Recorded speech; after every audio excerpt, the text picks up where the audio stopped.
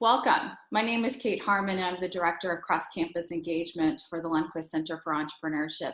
And today on our Getting Ahead series, I'm very thrilled to have with us Bob Rode. Bob is the co-founder and chief financial officer for TR Toppers, which is one of the largest dessert toppings manufacturers in the US. So welcome, Bob. Thanks, Kate. To begin, I would like to thank you and your students for the opportunity to answer questions about my brothers, Tim and Greg, and our business adventures the last 40 years. As you'll see, it is definitely a story about a road not taken, a la Robert Frost in his poem.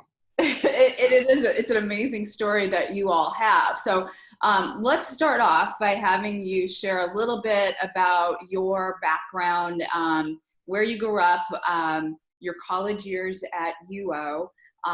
What did you intend to your career to be at that time? Just kind of give us a little bit of that early career college experience, if you will, to kind of help us understand how you eventually came up with TR Toppers. Okay, sure. My brothers and I grew up in a small town in Eastern Oregon, Baker, now known as Baker City. We were sports fanatics. We participated in all kinds of sports growing up in Baker. Our dad owned a meat packing plant in Baker, along with his father, our grandfather, and our uncle. So we've always been in the entrepreneur mode, if you will. We worked at the meatpacking plant growing up. Everything about living in Baker. All of our relatives were self-employed. Our family friends were self-employed. But for me to get to Oregon, we worked pretty hard during the summertime, all throughout grade school, junior high, and high school, saving money to be able to go to college. When I was a senior, I was awarded a scholarship to the University of Oregon. It was $500 a year for 4 years. And at that time, it's hard to believe, but that paid all the tuition for three quarters. I think I had to kick in the last year about $25 a quarter. So you could work during the summer, save up enough money to pay your room and board, and the scholarship paid my tuition. I never did have to borrow money. Our parents really didn't help us out all that much financially. They expected us to work and save for school. So I attended Oregon 1972 to 1977. I majored in finance and graduated in 77 with a degree in business administration. While at Oregon, still a sports fanatic, basketball at that time was so huge. Ronnie Lee and the Kamikaze Kids from 72 to 76 Matt Court just absolutely was unbelievable. It was so loud, just so much fun. And then also during that time period, Steve Prefontaine and Oregon track was gigantic. Hayward Field, when Steve Prefontaine ran, was unlike anything I've experienced. To see him, he always seemed like he came from behind and would blow past people at the end. It was so exciting. And my time at Oregon, really, I participated in intramural sports, football and basketball. And back then and right now, golf is my true love as far as sports. I have so many fond memories of driving up the McKenzie Highway east of Eugene along the McKenzie River and playing at Tokatee Golf Club about 45 minutes from Eugene. I just cherish those times with my friends up there. It's still one of my favorite golf courses. It's a public course, accessible to everybody. I think they charged us $6 to play around a golf back then, so it was affordable. That's great. That's great to hear. So you graduated, and I know that one of your very earliest entrepreneurial ventures was starting an ice cream company with your brothers, Tim and Greg, in your hometown of Baker, Oregon. So can you describe a little bit about how Rodney's ice cream came about, and how all three of you decided to start a business together. You mentioned that you sort of had this entrepreneurial, mindset given your background and growing up with your family. But how did this venture actually come about? Well, in the summer of 1979, I was back visiting my parents, and Tim and Greg were working during the summer between semesters. And we played golf with a family friend that several years prior had sold his ready mix plant in Baker, moved to Seattle, and bought a major ice cream manufacturing plant in Seattle. And so we're playing golf with him, and he mentioned Joe's Ice Cream in Seattle. And Joe had purchased around 30 mail Jeeps over the years, converted them to ice cream trucks, painted them white. He hired college kids and high school kids to sell ice cream out of these trucks, all of the Good Humor Man up in Seattle. The thing that was intriguing was the low barrier to entry, very cheap. These Jeeps were very reasonable. But what really appealed to us was the story he told about Joe and how Joe bought ice cream from him, but he only worked May through August every year. And he said he estimated Joe made over $100,000. And mind you, this was back in 1979, 1980. So this guy's working for 4 months. He makes 100,000 plus, and then he goes to Mazatlan, Mexico. He had a condo down there that he stayed in the wintertime.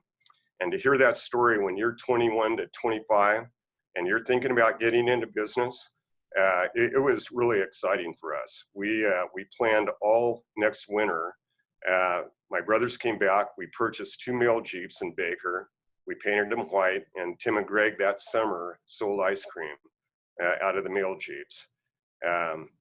After the summer ended, we thought, okay, Boise, Idaho probably has a lot better weather than Seattle or Portland or anything on the western side. It was a lot drier climate. So I did a profit and loss statement for the 2 ice cream trucks, took that profit and loss statement to the bank at US Bank in Baker, told him what our idea was to buy up to 28 to 30 ice cream trucks, mail Jeeps, if you will, from an auction coming up in Portland that fall. And unbelievably, he loaned us $40,000. I mean, we had no money, but this banker believed in us. He knew our family, that helped. But he loaned us $40,000 in September that year. We bid on, I think, 35 trucks, mail Jeeps. We were awarded 28, and we transported them in March of 1981 to Boise, Idaho, sanded them down, had them all painted, and we started Brody's Ice Cream. We eventually added 12 more mail Jeeps, ice cream trucks. So we ended up with 40, and that was way too many for the Boise area. And we expanded down into Ogden, Utah, and Salt Lake. And we ran Brody's Ice Cream for 5 years and sold all 3 locations at the end of the season in 1985, September and October that year. That's great. That's an amazing story and growth opportunity that you all took advantage of. What an awesome achievement. Well, you mentioned that you ended up selling Roadies, I keep saying. And then at that next step was you entered the J. Higbee Yogurt and Treat Shop franchise business.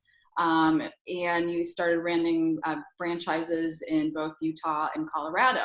So can you share with us a little bit about how you all got into the franchise business and what you learned from this next phase of your career? Okay. Yeah, so in the fall of 1985, after we sold all 3 locations, we actually had some money for the first time in our life. And we were looking around to do our next deal. And a friend of our family's, Kirk Smith, had 19 Wendy's franchises in Oregon and Washington. And he wanted to expand into Baker, Oregon with a Wendy's franchise. Baker had no national restaurant franchises at the time. He approached us with the idea to partner with him, and we thought it was a great opportunity. At the time, Wendy's was just starting to get really big. It wasn't as big as Burger King or McDonald's, but it kind of had a unique brand, if you will, and we were excited. So he set us up to do traffic counts on Interstate 84 right outside of Baker. And we did traffic counts for 3 days. And after we got the accounts compiled, we shipped them to Wendy's corporate back east. They did the analysis. And actually, luckily for us, the traffic counts weren't high enough to support a Wendy's in Baker, Oregon. So we went our separate ways. About a week later, we received a call from my brother Greg, who was down in Salt Lake, and he saw an ad in the paper for a J. Higbee's Yogurt and Treat Shop franchise. And we started investigating the J. Higbee's franchise, and we decided to take the plunge. We opened our first J. Higbee's in the Ogden City Mall in 1986, September.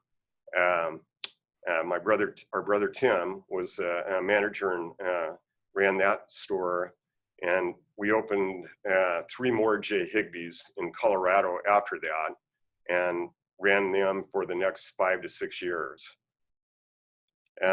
One thing we did learn, well, several things we learned in the franchise business is, number one, which is really key, it's a lot better to be the franchisor than the franchisee. The franchisee typically pays 5 to 8% of your monthly sales every month to the franchisor. And when you get in business, 5 to 8% is a huge number to come off your top line. So what we learned is the franchisee does all the work, they take all the risk. And even though the franchisor came up with the idea, the franchisee really is the one that does all the work. The other thing we learned is, and it's important to know this, that leases or rent, it isn't monthly, it equals debt. As an example, in the Ogden City Mall, our lease expense was $4,000 a month, but we signed a 60-month lease. So rather than $4,000 a month, it's $240,000 you're on the hook for. Whether you operate that store for 2 months, 6 months, 20 months, the lessor expects you to pay him $240,000. And as we were trying to get out of these 4 locations because sales had gone downward, we had to negotiate out of every one of the leases. Luckily, we were able to do that. Otherwise, they would have forced us into bankruptcy, literally. So we learned that the hard way. And I would, all your students, I mean, just take that as a warning. Make sure you know leases equal debt. The other thing that we learned is retail, and not to bag on retail, but it's very confining, especially a fixed store location. You're confined to that geographic area. You're confined to the amount of people in that area. You have to do heavy advertising to attract people. You're always doing deals, where you cut pricing. If you're going into business for yourself, our advice to everybody is to think big. You're going to work 8, 10, 12 hours a day. And as my brother, you'll see in the video, it's not work when you're in business for yourself. It truly isn't, but you're going to put in the time. You might as well put in the time on a big deal. Think nationwide, think worldwide even. With the internet now and the ability to have sales, that would be our advice. And again, not to bag on retail, people do well in retail, but a lot of people are buying themselves a job. You really don't have the ability to really grow and get big. Yeah, that's excellent advice. Well, that then leads us to this great aha moment that your brother Tim had that eventually would become TR Toppings. So let's share with us the video that Tim was able to create here, and our audience will get an idea of how he came up with the idea and a lot of the labor that went into getting TR Toppers off the ground here. So let's pull that video up here.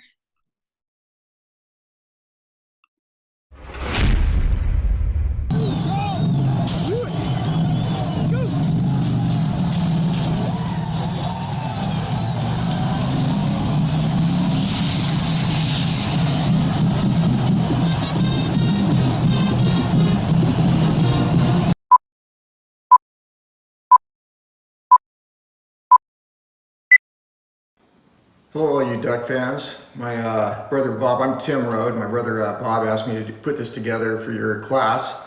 I was reluctant at first to do it because I'm an Arizona State Sun Devil, and but I am from the state of Oregon, and I love the Ducks. I love Duck football, and hopefully they'll play football this year. I don't know if you know this yet, but we used to have yogurt shops back in the mid to late 80s, early 90s. I was running the shop in Ogden. We had 3 other shops in Colorado. One of the best-selling toppings we had by far were the Reese's Peanut Butter Cups. But the problem was you couldn't buy them chopped up anyplace. You had to go to Costco, Sam's, and you'd buy them wrapped like this. You have to take them out of the wrapper, take them out of this little wrapper, put them on a cutting board, and chop them. And had a knife like this, bigger cutting board, but and it took forever. We were constantly in the back room of our yogurt shops chopping Reese's Peanut Butter Cups, filling the bins out front. The customers was outsold any topping 10 to 1 or 20 to 1. So one day when I was out running the trails in Ogden, Utah, the idea came to me. It was like a bolt of lightning hit me. Somebody chopping Reese's, putting them in a 10-pound box and selling them, and I thought there would be a gigantic market for it. I just remember I was so excited that I ran back home. I don't even remember running back home, and I got home and told my wife about the idea, and she loved the idea too, because she'd been in the back of our shops chopping. How did you come up with the name for your business? You would get that in there. Actually, I came up with it. yeah, I know. Thank you. And I immediately called Brother Greg, who was running shops, and he loved the idea, and also Bob. So from that point,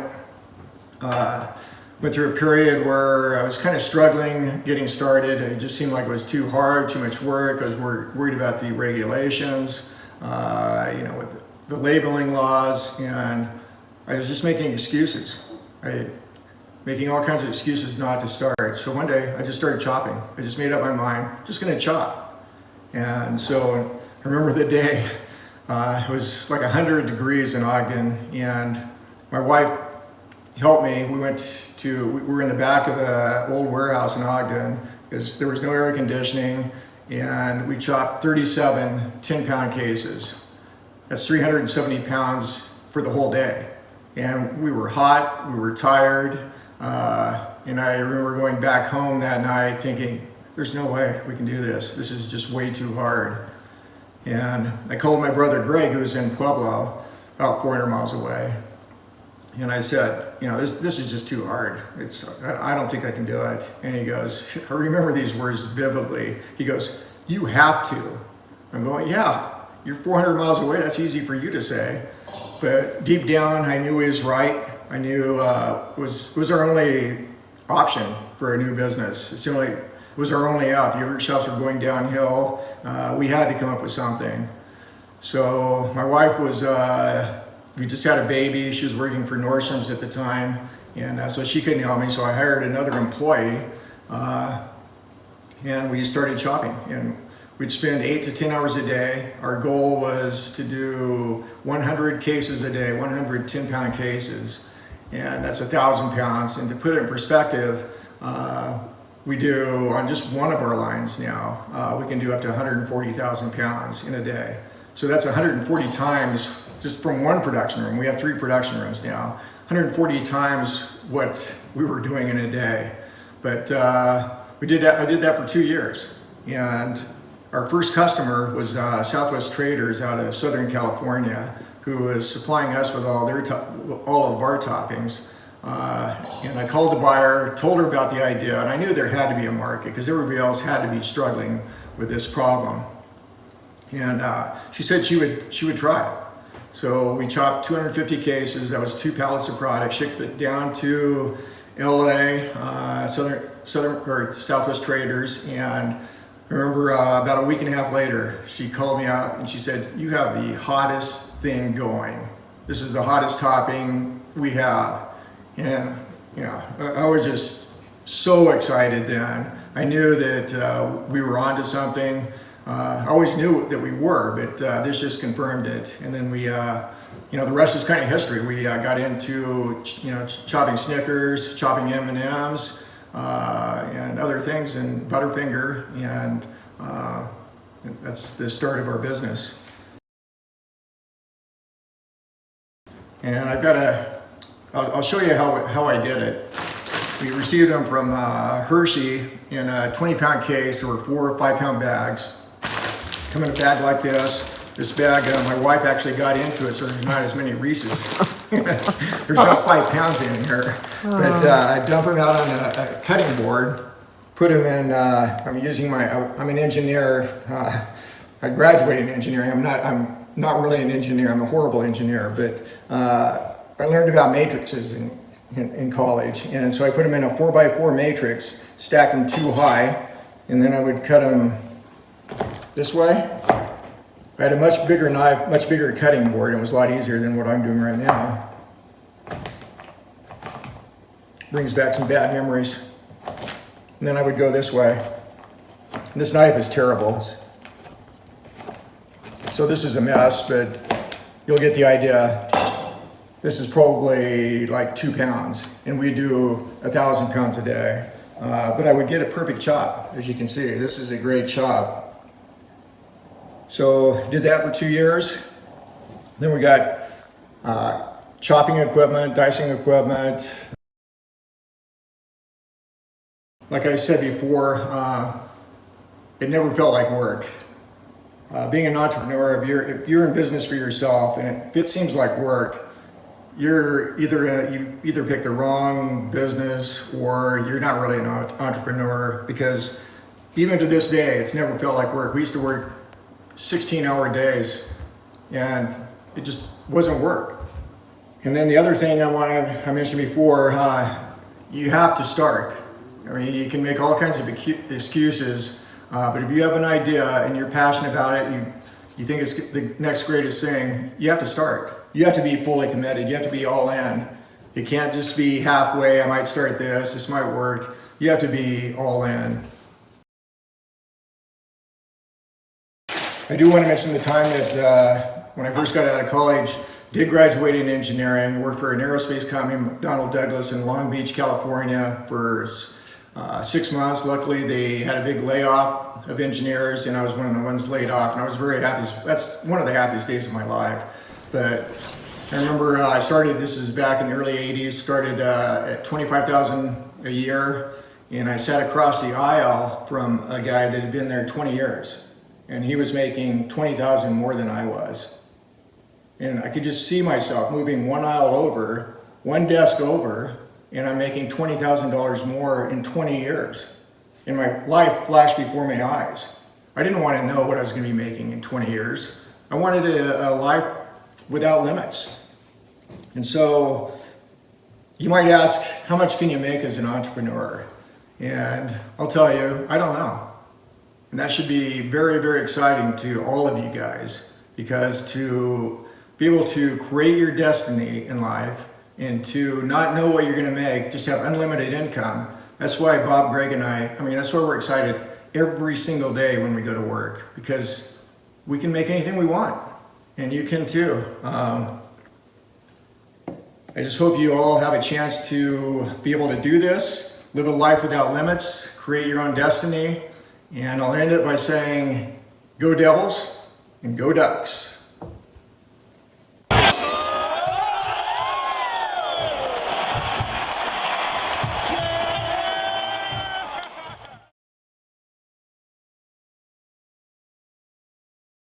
right. We'll follow up with that, Bob, in terms of talk to us a little bit about like what were your first big account? I believe it was Baskin Robbins, and kind of where you went from there in your expansion. Sure. Tim didn't mention it, but while he was chopping by hand every day, before work, during breaks, during lunch, after work, he would call as many food distributors, bakeries, ice cream plants that he could think of. He estimated he called Baskin-Robbins at least 40 times during that time period. And one day when he was chopping, Baskin-Robbins called back, and they wanted to place an order for chopped Reese's, 140,000 pounds of chopped Reese's. So at his rate, that was 140 days. So he called us. He was so excited, and we were too. So that's when Greg and I jumped in. I got the numbers and the deal from B&R, took it to a local bank here in Boise, First Security Bank, who's now Wells Fargo, presented the idea to them. Unbelievably, they loaned us $250,000. We were able to buy processing chopping equipment and buy the inventory. It took about 21 days to process 140,000 pounds of Reese's, the 3 or 4 of us working there chopping in Utah. It was a big deal. We collected the money from Baskin-Robbins, we paid the bank back, and we made pretty good money for 90 days. And at that point, we really knew we had something. So during that time period too, Tim was, besides Southwest Traders, was also selling to a Dairy Queen distributor, H Post in Denver, that distributed to Dairy Queens in that area, selling the chopped Reese's. And later that year, Tim got a phone call from Dairy Queen corporate, and in 1994, the next year, they wanted to start buying chopped Reese's from us nationwide. So we had to move out of Ogden. Our brother Greg was living in Pueblo at the time, found a meatpacking plant that had space available with freezers, coolers, and areas for production room. We moved the whole operation down there as fast as we could and started processing in that plant. Getting Baskin-Robbins and then almost immediately getting Dairy Queen, we had a resume now. We had the gravitas to really start calling on major companies, major restaurant chains, food distributors, bakeries, cookie manufacturers. It was a big deal. Let's take a look at your manufacturing process. I mean, we just saw how Tim used to chop and taking days to chop a certain amount of volume. So you generously provided us a video of your manufacturing process today in Pueblo, Colorado. So I'm going to share with the audience here that video, and people can see a stark difference. So let's play that.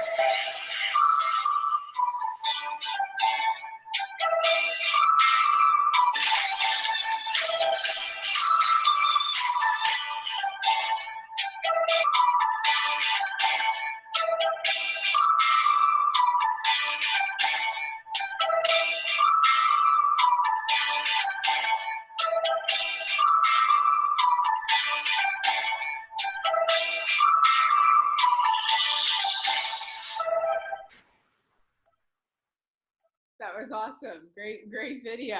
How many people do you employ in your manufacturing centers? We have 100 employees right now. Wow, that's amazing. And We have fleet of trucks as well. we have actually 8 trucks that we operate. 6 are leased, 2 are owned. We just got into owning our own trucks just 2 years ago, as a matter of fact.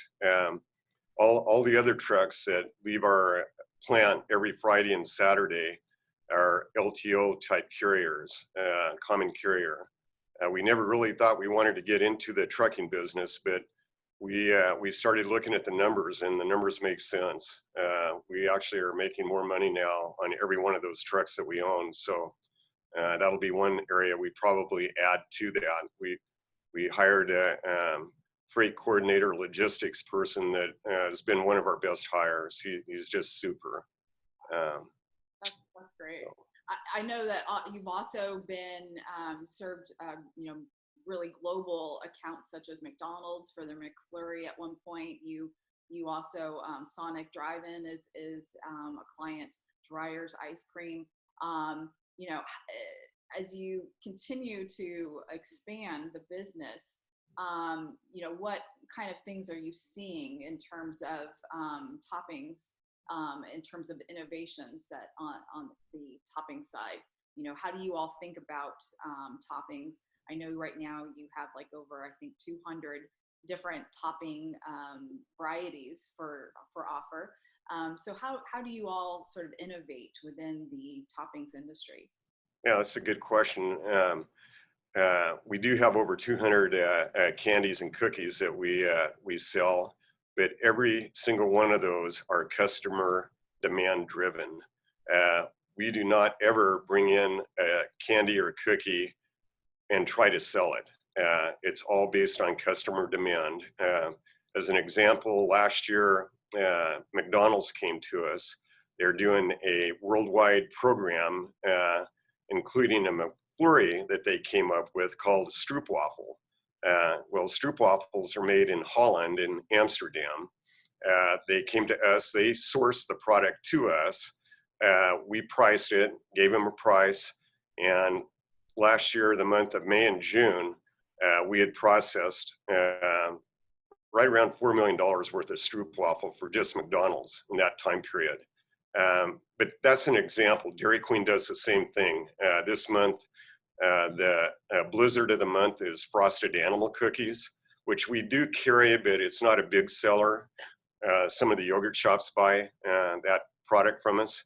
But with Dairy Queen, it's a huge seller because it's their blizzard of the month. And they set up their menus typically about 9 months in advance. So we knew this was coming. We sourced the product, got it all processed. It shipped out about 4 weeks to the distributors before the Blizzard of the Month program starts the 1st of May. But our business is customer driven, which is really good because it really keeps the inventory risk down. Okay, we will actually on some off-brand candies, etc., that maybe the yogurt shops or ice cream stores or somebody wants, we make them sign a contract and make sure that they take whatever we bring in to try to minimize our risk. That's smart. Very smart. Well, what's your favorite topping? When I go to Dairy Queen, it's either Reese's Blizzard or the Heath Blizzard. Okay. Yeah. That's probably my favorite. And I was going to mention the first couple of years after we got into our first building in '96, first part of the building in '96, it was the big 5 candy bars: Reese's, Snickers, M&M's, Butterfinger, and Heath. And they still are the 5 best sellers. There's a great book called The Emperors of Chocolate written about the Mars family. And the gentleman that was the author made a great point. He said, everybody still is trying to invent the next Snickers bar. Nobody's invented one. Snickers is the best-selling candy bar in the world, but so is Heath, so are M&M's, Butterfinger. You just can't top those 5 bars. But it is customer driven. That's awesome. Very awesome. Well, let's talk about you and your brothers. You all have different roles in the company. You serve as the chief financial officer. Your brother Tim serves as president, and your brother Greg serves as vice president. So can you share with us a little bit about how the three of you all work together to run the business? How is decision making handled within the company? And have you ever had, I assume over the years, given you've been in multiple businesses now with your brothers, there's often family tension that probably, spills over into business. So how do you all sort of minimize business decisions or tensions, minimize that in terms of family dynamics? Right. Yeah. So 40 years with my brothers, plus growing up with them, it's a long time. We know ourselves backwards and forwards. The great thing is we're close in age. We all like the same, we have all the same interests. We love sports. We all love golf. All of our kids are approximately the same age. So the cousins, it's just a family deal. Our wives have been so supportive throughout the years, and they have also worked in these businesses, the ice cream business, the yogurt shops, and also TR Toppers. So it's been a family affair. And as far as our roles, I'm the CPA, the CFO, so I'm all about the numbers and the bank liaison, if you will, here in Boise, Idaho. We bank with Wells Fargo. And just as a side note, because I don't want to forget this, to let everybody know how important it is when you start out, get with a bank, get with a banker, and even if you go and get a $1,000 credit line, okay, get a credit line established, get a banking relationship established. We could have never done our growth, what we've done with TR Toppers, without Wells Fargo and First Security being behind us. Having said that, bankers are a lot easier to work with when you make money, okay? They're a lot more agreeable. So luckily, we've seen both sides of that coin too, with the yogurt shops. So, but my advice is immediately get with a banker, even a small little line of credit that you can grow up as you expand your business and get receivables, you get inventory. You're gonna have to have financing available. So that's my role. Tim and Greg. Tim is the idea guy. He's very good on his feet. He handles. We have 8 salespeople that we've hired. 3 of them from Nestle, Mars, and Hershey. Actually they were our reps for many years at those 3 companies. We made them offers they couldn't refuse, so they left those 3 companies, came to work for us. And then we have a group out of Tualatin, Oregon that really special. They're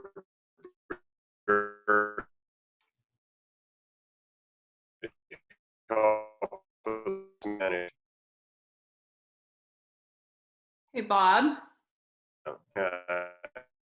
Bob, can you repeat that where after the sales that we had, there was an interrupt in the internet. Can you repeat that in terms of right after you mentioned you hired the people from the other companies? Can you repeat? Sure. You just said there was an interruption in the internet. Okay.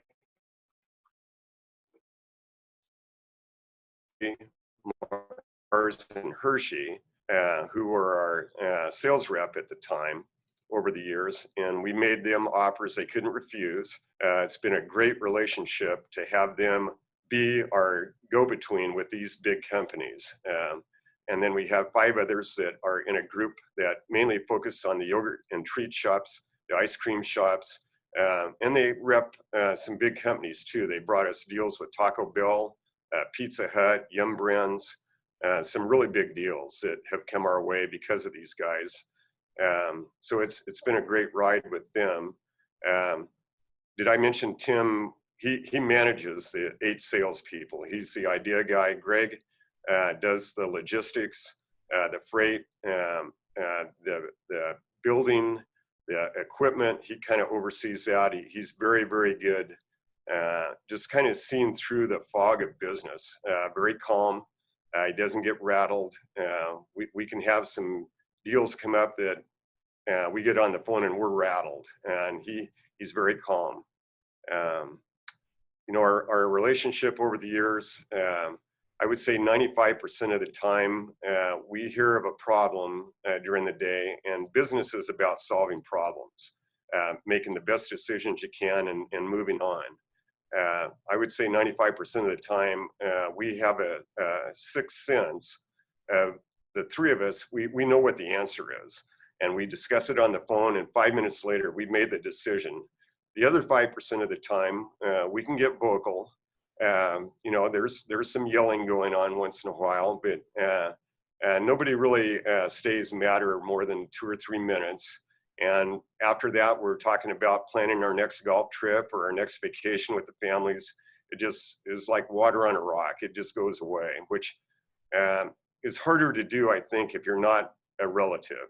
Now, I know, being a CPA a long time ago, I know family dynamics can also go sideways. And luckily, with the support of our wives, we've got great kids.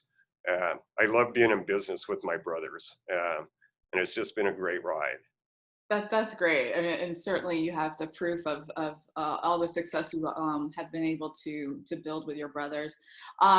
Well, right now, TR Topper, I know, generates something like over $150 million a year in revenue. So I'm curious, what kind of plans do you have for the future of TR Toppers? And given this is a family business, are you and your brothers kind of grooming or seeing your children interested in wanting to take over the business? For us, like Tim said, we have 3 production rooms. 2 years ago, we built inside our warehouse production room number 3 that was specific for M&M Mars. They came to us with a co-pack product that went into a retail pack. We had to go out and we invested about $3.5 million for the equipment in this room and for the construction of the room. And that project lasted about 12 months, went away, and they have come to us again for a major project that starts in November.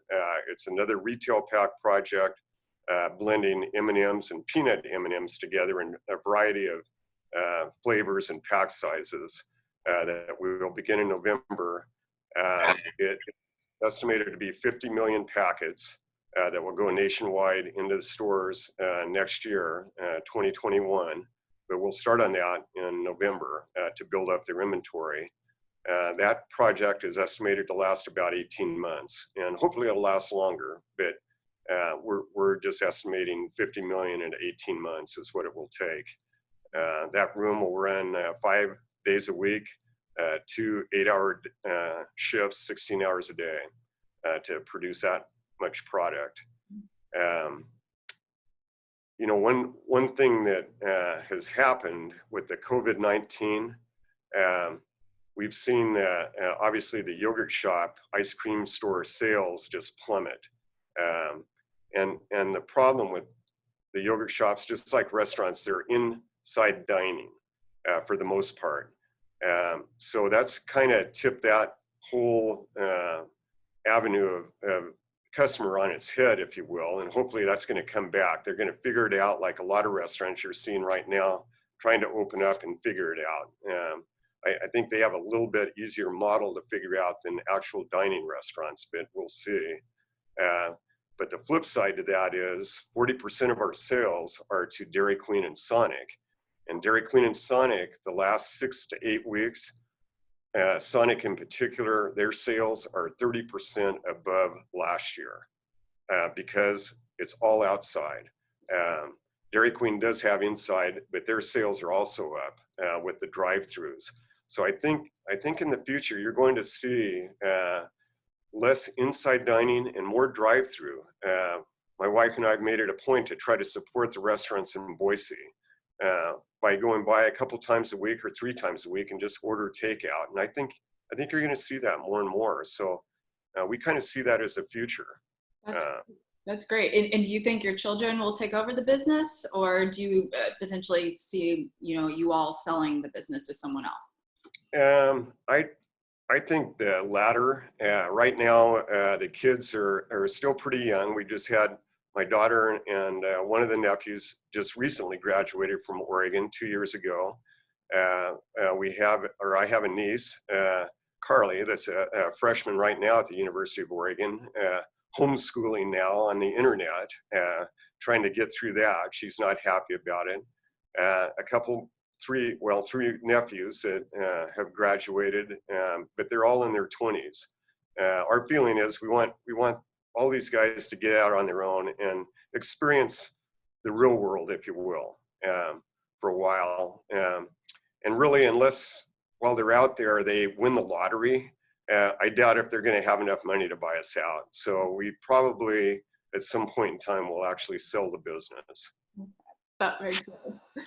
Well, my last question to you, given this incredible career, being entrepreneurial in variety of different ice cream industry related businesses, for students out there that want to share a similar career path as your own, what kind of advice do you have for them? You already mentioned a couple of really good key ideas. Any other sort of best practices or recommendations you would have for students who want to start their own business? Yeah, sure. Since all the students in your class, I assume, want to someday get in business for themselves. Hopefully that's the case, because there's nothing like working for yourself. There really isn't. It's just awesome to get up every day. You're your own boss. It's your time, and you're going to find over the years, time is such a valuable commodity. It is so great. If I want to go watch my daughter play sports, I can do it at any time. If I want to go play golf with my friends, I can arrange my time. I don't have somebody clocking me in and clocking me out. It's a great feeling. Plus the money is so much better. So I assume that's what all the students are aspiring to at some point. But most of them, they need to graduate. They need to get out, after graduation and get a regular job, I guess, kind of learn about the real world and save some money. Be prepared, if something comes along. But that time after you graduate is valuable time. You can be looking at things every day. What do people need? Just from your personal experience, man, I wish I had that. Well, why can't you have that? Maybe you'll be the next one to invent chopping Reese's by hand, but you need to be thinking all the time about opportunities. My brothers and I used to brainstorm literally about, okay, what could we do? What's a good idea? And it's interesting. You start throwing ideas out, like with your friends or your relatives, you can get into some pretty good sessions. 9 out of 10 ideas never surface, but like my brother Tim said, once you do hit on an idea, you got to go all in. You cannot go halves. You got to go all in to make it work. Really specific to the food industry, food service, restaurants, food distribution. There are thousands of businesses out there that do that. The biggest ones obviously are the big candy companies, the big restaurant chains, but there are a lot of regional food distributors, food manufacturers. What I would do is, if you're interested in that avenue, I would pick the place you want to live and then start investigating who is in that area that you would like to interview with and work for, to get the experience in that field. Where you live is important, as we've seen, especially with the COVID-19. New York City is a great place to visit, but do you want to be in a housing project there and know where to go? So that would be my advice. Well, awesome advice. I really appreciate it. Bob Rode is the Chief Financial Officer and a co-founder of TR Toppers. Bob, thank you so much for joining us today and sharing your story. We found it really interesting and highly valuable, and so thank you. Well, thank you, Kate, very much, and go Ducks.